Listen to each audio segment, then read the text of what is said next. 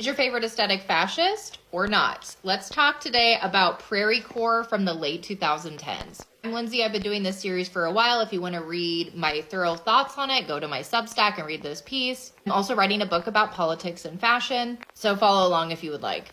I'm a former 2010s fashion blogger. I remember when this trend was coming around. I have always loved the prairie trend. I love these dresses. I love the 70s.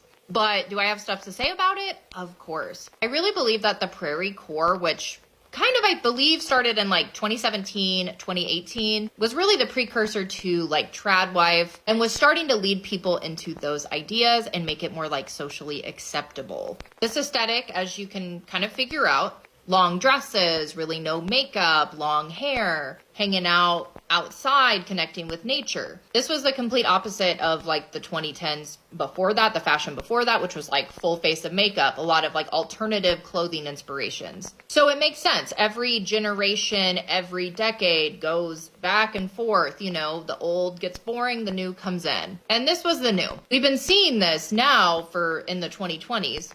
But yeah, it brings on different contexts. We all know that fashion is political. I don't need to tell you that. So when something does come back in style, we can draw on context clues to figure out, what's going on? You can still wear these dresses. I still wear them. I still like them. But yeah, this is giving fascist. So let's talk about why for a moment. In the 2010s, I was able to make it off just being a fashion blogger. That would never fly now. Things are so expensive.